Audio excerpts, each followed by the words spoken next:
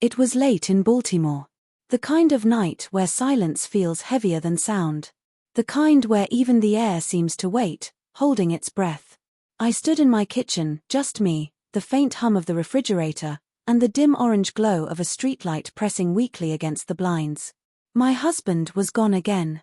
Another trip. Another night alone. And in that emptiness, every corner of the house whispered back at me, reminding me of how lonely I'd become. Then, a knock. Soft. Measured. Deliberate.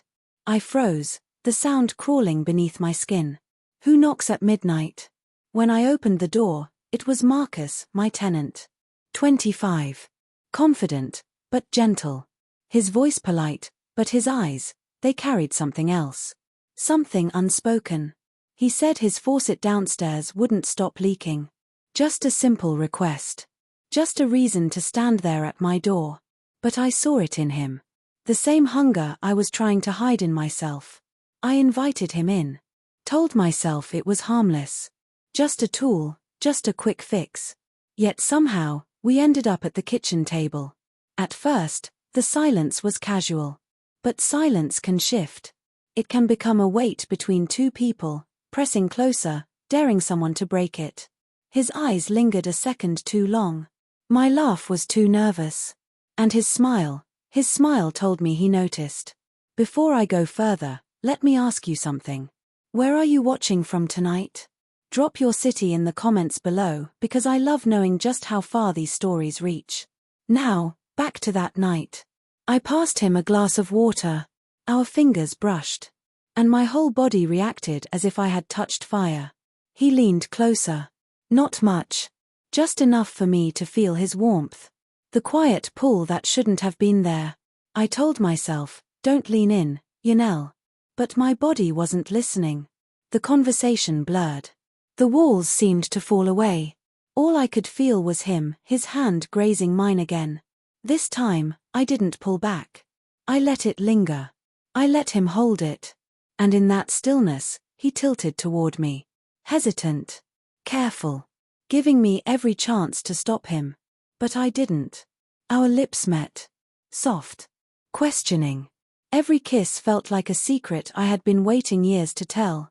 Every breath filled the emptiness I'd carried for far too long. When his hand cupped my face, I knew. This wasn't temptation anymore. This was something I'd never be able to forget. I thought it would end there. That single kiss. But that night was only the beginning. I woke before the sun. Restless. My body turned beneath the sheets, haunted by the memory of how close he'd been. How his nearness lingered on my skin even after he was gone. Every time I closed my eyes, I saw the way his gaze searched me, as if reading chapters one never allowed anyone to see. The silence of the house felt different. Not comforting. Not ordinary. Heavy. Watchful. Like it was keeping secrets with me. Then, my phone buzzed. One message. Just 4 words. Did you sleep? I read it over and over, my thumb pressing the screen as if to hold the words closer. It wasn't just a question. It was a confession. Neither of us had slept. Tell me honestly, if you were in my shoes, would you reply to that text? Drop your answer in the comments. I read every one. Fate wasn't finished. When I stepped into the hallway, he was there. Marcus. Standing just a few steps away, like the night hadn't ended, like we were still caught in its spell. He reached for my grocery bags. Our hands brushed again. Insignificant to anyone else. But for me, it was an earthquake in disguise. I told myself it was just one night. A weakness. But in that hallway, with his touch sparking against my skin, I knew I was lying. Temptation wasn't waiting outside my door anymore. It was already inside. That evening, he said quietly, "You cooked for me once. Let me return the favor." I wanted to refuse. But I couldn't. It wasn't about food. It was about the way he made a simple invitation feel like a promise. The kitchen filled with the rhythm of chopping, stirring, pouring wine. I sat at the counter, watching him. His movements graceful, unpretentious. We laughed. We teased. But beneath it all, there was something heavier. An undercurrent. When a curl slipped against my cheek, he reached across the table to brush it back. Tender. Too tender. And I trembled not with fear, but with the shock of being cherished. When his hands finally held me, it wasn't hunger. It was reverence. And for the first time in years, I felt like I was being memorized. Time blurred. The world disappeared. And all that remained was us. But then. Footsteps. Slow. Deliberate. Just beyond my apartment door. I froze. The fragile silence shattered. Reality rushed back. That sound, was it nothing? Or the start of everything unraveling? Before I continue, let me thank my amazing subscribers. These stories take time, care, and so much heart to create. If this moment has you holding your breath, hit the like button right now, subscribe, and share it with someone who still believes in forbidden romance. Don't forget to tap the bell so you'll be the first to know when the next story arrives. But secrets never stay quiet. The first whisper came from across the hall. My neighbor's eyes lingered too long. Her brows raised, collecting puzzle pieces she shouldn't have. The next whisper came from a friend over coffee. Girl, who's got you glowing like that? Don't tell me it's just skincare. I laughed. But panic rippled inside me. Loneliness had been heavy. But this secret was heavier still. Every glance with Marcus carried risk. Every smile threatened to shatter the fragile glass house we were building. And glass always breaks. One afternoon, Marcus slipped into my office. The door closed. The fluorescent lights hummed. He pulled me close. My back brushed against the desk. Papers scattered to the floor. His face hovered near mine. His breath warm. My lips parted. And then, 3 sharp knocks. I jumped back, heart pounding. A delivery man walked in, oblivious to the storm he had interrupted. When he left, Marcus whispered, "This doesn't feel like fantasy to me. It feels real. It feels like us." And that terrified me more than being caught. Later, in the dim hallway, I stopped.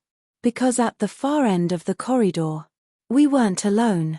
Tell me, do you think Marcus is worth this risk? Be honest. Rumors spread faster than truth. Friends looked at me differently. Some teased. Others warned. And every laugh, every glance, became heavier than the loneliness I once carried. Still, I couldn't stay away. We met one last time. The world outside loud with suspicion, but inside that room, silence bent around us. He touched me carefully, reverently, as if memorizing every second. His lips brushed mine, asking silently, "Is this our last?" And my heart whispered back, "I don't know." That night didn't feel like passion. It felt like sorrow dressed as love. And then, choice. If I chose him, I chose whispers, risk, and a future written in trembling uncertainty. If I chose safety, I chose emptiness. Both paths carried loss. Because sometimes the heart wants what the world says it shouldn't. And sometimes, even one night is enough to rewrite your whole life. Before I leave you tonight, let me thank you, my incredible viewers. If this story touched you, like this video, subscribe, and share it with someone who still believes in forbidden romance. Tap the bell so you'll never miss what comes next. And now, let me speak directly to you. How many chances have you missed because you didn't know the right move? How many nights have you watched someone else get the girl you wanted? Listen, my friend. If you keep doing what you've always done, you'll keep getting the same rejection and frustration. But if you're serious about finally getting the woman you desire, you need to change the game. I've put together a complete guide, a blueprint to show you exactly how to win her attention, take her on unforgettable dates, and create nights she'll never forget. The link is waiting for you right now in the comments. Don't just watch other men live the life you want. Grab the blueprint and start living it yourself. Until next time, stay with me.